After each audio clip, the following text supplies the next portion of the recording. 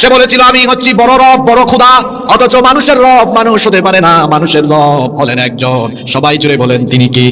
আল্লাহ আমার রব, এই রবি আমার সব। আল্লাহ আমার রব, এই রবি আমার সব। দমে দমে তনু মনে তারি অনুভব। আল্লাহ আমার রব, এই রবি আমার সব। তোমার দুনিয়াতে আমি যেদিকে তাকাই, অথই নিয়ামাতে ডুবে আছি সবাই। পাখপাখালির গানে শুনি তসবিহ কলো রব, তসবিহ কলো রব। আল্লাহ আমার রব, এই রবি আমার সব। বলেন আলহামদুলিল্লাহ। আল্লাহ হচ্ছেন আমাদের রব। আর ফেরাউন তার ফেরাউনি ক্ষমতার অহংকারে নিজেকে মানুষের কাতার থেকে বের করে রবের কাতারে দাঁড় করিয়েছিল। গোটা মিশরে ঘোষণা দিয়েছিল আমি তোমাদের রব, আমি তোমাদের খোদা। আমার উপরে যদি ঈমান না আনো, আমার মতকে যদি গ্রহণ না করো, আমার মতের বিরুদ্ধে গেলে তোমাদের কথা বলার স্বাধীনতা, কাজকর্মের স্বাধীনতা সব আমি কেড়ে নেব। যদি আমার এই মত, আমার আইনের বিরুদ্ধে যাও, তাহলে তোমাদেরকে মেরে ফেলবো, কেটে ফেলবো, জেলখানায় ঢুকাবো। তাহলে নিজের মতের বিরুদ্ধে গেলে মেরে ফেলবো, কেটে ফেলবো, জেলে ঢুকাবো, এইরকম হুমকি ধামকি দেওয়া, এটা ভালো শাসকের বৈশিষ্ট্য নয়, এটা হলো ফেরাউনি শাসনের বৈশিষ্ট্য। আল্লাহ তার কথা কোরআনে বলছেন, ইন্না ফিরাউনা আলা ফিল আরদ, নিশ্চয়ই ফেরাউন জমিনে অধ্যত্ব আরম্ভ করেছিল, অহংকার শুরু করেছিল। অহংকার করে করে নিজেকে মানুষের কাতার থেকে বের করে রবের কাতারে দাঁড় করিয়ে বলেছিল আমি সবচেয়ে বড় খোদা। এই ফেরাউনের প্রথম চরিত্রের কথা এই আয়াতে যিনি আমাদের জন্য শিক্ষা বানিয়ে তুলে দিয়েছেন তিনি কি? আসতে বলবেন না, জুড়ে বলেন তিনি কি? এরপরে আল্লাহ বলছেন তার 2 নম্বর খাসলত ছিল ওয়াজালা আহলাহা শিয়া। আমি একটু শাব্দিক অনুবাদ করি, শব্দে শব্দে অনুবাদ করি, এখানে সম্মানিত আলেমরাও বসে আছেন। আল্লাহ বলছেন ওয়াজালা, আর সে বানিয়েছিল আহলাহা, তার রাষ্ট্রের অধিবাসীকে শিয়া, বিভক্ত করেছিল। তাহলে পুরো অর্থ হলো ওয়াজালা আহলাহা শিয়া, সে তার জনপদের মানুষদেরকে বিভক্ত করে রেখেছিল। তার শাসনের একটা নীতি ছিল ডিভাইড এন্ড রুলস, বিভক্ত করো, শাসন করো। তার শাসনের নীতি ছিল, এটা মুখস্থ করে যাবেন, ফেরাউনি শাসনের নীতি হলো বিভক্ত করো, শাসন করো, মানুষকে দলে দলে ভাগ করে রাখো আর শাসন করো। কারণ মানুষ যদি ঐক্যবদ্ধ থাকে তাহলে ফেরাউনি চেয়ার মজবুত রাখা যাবে না, ফেরাউনি গদি ঠিক রাখা যাবে না। এই জন্য ফেরাউন তার রাষ্ট্রে মানুষকে দলে দলে ভাগ করেছিল, কাউকে তার পকেট দল, কাউকে ছিন্ন দল, বিচ্ছিন্ন দল বানিয়ে গোটা রাষ্ট্রের মধ্যে সে মানুষকে দলে দলে ভাগ করে রেখেছিল। কারণ মানুষকে যদি দলে দলে ভাগ করা না যায়, তার ফেরাউনি শাসনকে টিকায় রাখা যাবে না। নিজেদের শাসনকে টিকায় রাখার জন্য মানুষকে দলে দলে ভাগ করে দেওয়া, এটা হলো ফেরাউনি শাসনের আরেকটা নমুনা। এই দুনিয়ার বর্তমান ফেরাউনরা দেখেন পৃথিবীর মুসলমানদেরকে এক হতে দেয় না। পৃথিবীতে 200 কোটি মুসলমান, কিন্তু পৃথিবীর ফেরাউন চরিত্রের মানুষগুলো 200 কোটিকে এক হইতে দেয় না। কারণ আমরা 200 কোটি যদি এক হয়ে যাই, আমাদের শক্তি বাড়বে না কমবে। এই জন্য পৃথিবীর ফেরাউনরা চাই আমরা যেন অনৈক্যে ডুবে থাকি। আমার যুবক তরুণ ছাত্র ভাইদেরকে বলবো, ভাই আপনারা পড়াশোনা করবেন, আমাদের অতীতের যুগের সোনা জানবেন। এখন আমাদের জনসংখ্যা, মুসলমানের জনসংখ্যা 200 কোটি, কিন্তু আমাদের সোনালী ইতিহাস পড়বেন, কমপক্ষে 800 বছর, 1000 বছরের আগের ইতিহাসে চলে যাবেন। মাত্র কয়েক লক্ষ, কয়েক কোটি মুসলমান গোটা পৃথিবীকে তারা নেতৃত্ব দিয়েছেন। তার কারণ হলো তারা ঐক্যবদ্ধ ছিলেন, সবাই কোরআনের পতাকা তোলে, ইসলামের পতাকা তোলে। ঐক্যবদ্ধ থাকার কারণে গোটা দুনিয়াতে তাদের গোটা দুনিয়াতে মুসলমানদেরকে নেতৃত্ব আর সম্মানের আসনে যিনি সমাসীন করেছিলেন তিনি কি? এখন কি আমরা এক আছি? 2টা বিশ্বযুদ্ধ আমাদেরকে শেষ করে দিয়েছে। আমরা ছিলাম একটা খেলাফতের অধীনে, বিশেষ করে উসমানীয় সাম্রাজ্য, উসমানীয় খেলাফতের পতনের পরে গোটা পৃথিবীতে মুসলমানরা আরো বেশি বিভক্ত হয়ে পড়েছে। 2টা বিশ্বযুদ্ধ আমাদেরকে শেষ করে দিয়েছে। পৃথিবীতে যারা মোরলগিরি করে, তারা কখনো চায় না আমরা মুসলমানরা এক হয়ে যাই। আমাদেরকে বিভক্ত করে রাখতে পারলে তাদের মোরলগিরি পৃথিবীতে প্রতিষ্ঠিত হবে। এজন্য তারা আমাদেরকে বিভক্ত করে রাখতে চায়, এক থাকতে দেয় না। আমার ভাই সাউকা তোরা সুন্দর করি একবারে সিলেটি ভাষায়, মার ভাষায় বুঝাই দিই। বর্তমানে আমরা মুসলমান হলোর দেশের সংখ্যা 57, 58 বা 60 খান্দা খাঁচা তুই। এই যে আমরা বাক করি তারা রাখি দিল বিভিন্ন দেশে দেশে। আপনি আমার খোকা চাইন, আপনার এগু ফুয়া হাবিচ্ছা বোয়ার বাদে, অথবা কমি মাদ্রাসা থেকে আপনার দাউরায় হাদিস পড়ার বাদে, আলিয়া মাদ্রাসা থেকে দাখিল আলিম পাস করার বাদে আপনার ইচ্ছা আপনার ফুয়ারে সৌদি আরবের উম্মুল কোরা বা মদিনা ইউনিভার্সিটি অথবা কাতার ইউনিভার্সিটি অথবা আপনি জামিয়াতুল আজহার, মিশরের আল আজহার, মানে আল আজহার বিশ্ববিদ্যালয়ে ফাটাইতা। এখন ফাটাইতে হইলে আপনার এম্বাসি যোগাযোগ করা লাগবে। যদি পরীক্ষা দেওয়া বা অনলাইনে আবেদন করে স্কলারশিপ হয় ভিন্ন কথা, কিন্তু স্কলারশিপ যদি না হয় তাহলে কতটা ফাস্টফুড ভিসা আবেদন নানানটা করিয়া অনুমতি পাইলে যাওয়া যাইব, আর নাই যাওয়া যাইতো।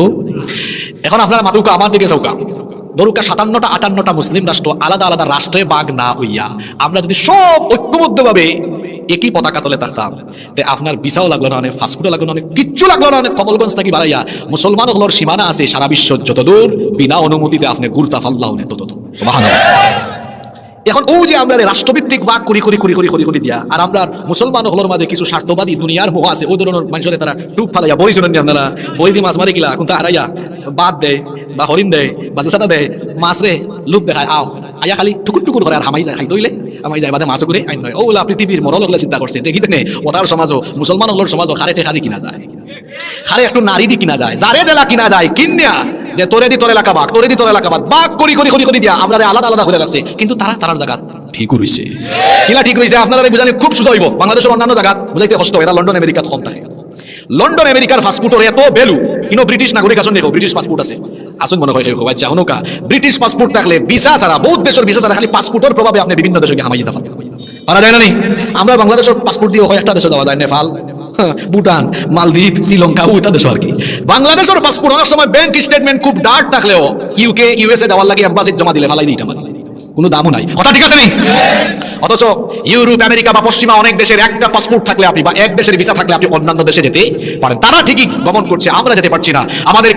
আমাদেরকে বিভক্ত করে দিয়ে আমাদেরকে এই যে সীমাবদ্ধতার বেড়াজালে আবদ্ধ করে দিয়েছে, এই জন্য আমরা নিজেরা ক্ষতিগ্রস্ত হচ্ছি। তারা আমাদেরকে এই কারণে অনেককে ডুবিয়ে রেখেছে, বিভ্রান্তিতে বিভক্তিতে রেখেছে, যাতে করে আমরা কখনো শক্তিশালী হতে না পারি। এই যে দেখুন বর্তমান ফিলিস্তিনের অবস্থা, এই ফিলিস্তিনের উপরে এত জুলুম, এত নির্যাতন, দখলদার অসভ্য ইসরায়েলের বর্বর ইহুদিরা ফিলিস্তিনের 95% জমি তারা দখল করে নিয়েছে। পৃথিবীর 200 কোটি মুসলমানদের মধ্যে সকল মুসলমানরা ইসরায়েলের এই কি বলে ফিলিস্তিনের পক্ষে তারা কথা বলতেও পারছে না। সবাই তো লাগতো না যদি মধ্যপ্রাচ্যের আমাদের খলিফা যারা আছেন মধ্যপ্রাচ্যের, অর্থাৎ মধ্যপ্রাচ্যের আরব দেশের যে নেতারা আছেন, তারা যদি ফিলিস্তিনের পক্ষে এক হয়ে হুঙ্কার দিতেন, ইসরায়েলের অসভ্য বর্বর ইহুদিরা ভূমধ্য সাগরে পতিত হয়ে যেত।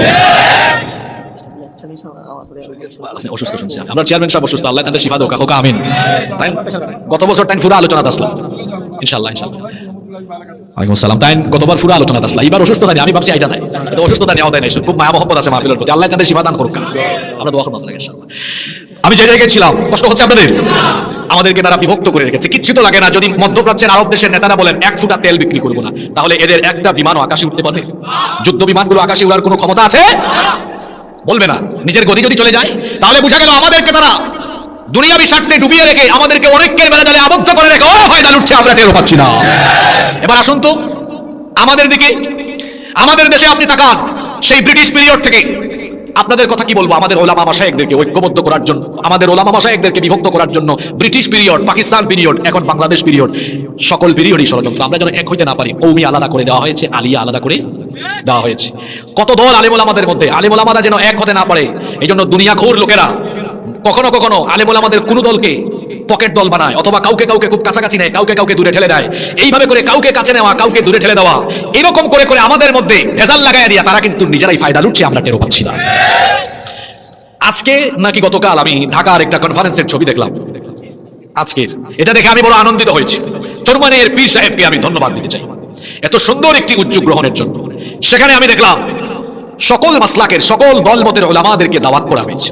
আসলে বাংলাদেশের মানুষ ঠিক এই চিত্রটাই দেখতে চায়। বাংলাদেশের মানুষ এদেশের কওমি আলেয়া সহ এদেশের সকল দলমতের মানুষদেরকে, দলমতের আলেমদেরকে পাশাপাশি চেয়ারে একই টেবিলে কাছাকাছি দেখতে চায়।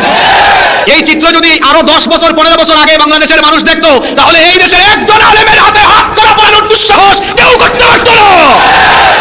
এদেশের আলেমরা যদি এভাবে এক টেবিলে কাছাকাছি চেয়ারে আগে থেকে বসা আরম্ভ করতো, দেখতেন আলেমদের হাতে হাত করা আর আলেমদের বিরুদ্ধে ব্যবস্থা নেওয়ার দুঃসাহস কারো দেখা যেত না। আল্লাহ যেন এই ঐক্যের প্রক্রিয়া, আলেমদের মধ্যে এই যে ভালোবাসা, হৃদ্যতা, আন্তরিকতা তৈরি হচ্ছে, এটা যেন জারি থাকে, আল্লাহ কবুল করেন, বলেন আমিন। আমরা আমাদের কওমির ভাইদেরকে বুকে টেনে নিতে চাই, আমরা আমাদের আলিয়ার ভাইদেরকে বুকে টেনে নিতে চাই, আমরা চরমোনার ভাইদেরকে বুকে টেনে নিতে চাই, আমরা ফুলতলির ভাইদেরকে বুকে টেনে নিতে চাই, ফুলফুলার ভাইদেরকে বুকে টেনে নিতে চাই। আমরা দল মাসলাক সব ভুলে গিয়ে সবাই আমরা ঐক্যবদ্ধ হতে চাই। কারণ হলো এই দেশের মানুষ, এই দেশের মুসলমানরা আলেমদেরকে এক টেবিলে কাছাকাছি পাশাপাশি দেখতে চায়। আপনারা চান কি চান না? আমরা মাঝে বেজাল লাগায় রাখা তারা মানে কথা তো হইতো না, বেশি তোলে দিলে আমাদের তো নাই, আকাশের অবস্থা তো সুবিধা নাই। আমরা ঠেলাঠেলি লাগাইয়া ও হুজুরে মারামারি লাগাইয়া তার ফায়দা লুটবা, আমরা এটা মাইনা নিতাম না। আমরা সব টুপিওয়ালা দাড়িওয়ালা এক হয়ে যাবো ইনশাআল্লাহ, সব বিবেক ভুলিয়া গিয়া আমরা এক ভাই আরেক ভাইরে বুকে নিয়ে আমরা ঐক্যবদ্ধ থাকবো। আর আপনারাও ফেসবুকে ও হুজুরের বক্তব্য গালি গালাজ করবেন, হুজুরের মাঝে সকলটাও ঠিক আছে, কিলা ঠিক আছে। আমরা তো রাইট সফর করি, আমরা বুঝি। মাঝে মাঝে দেখা যায় হোটেলে যখন সরমুনারি বাইর লোকে আরো জনের দেখা হয়, চা খাওয়া বিল দিতে গিয়ে মারামারি,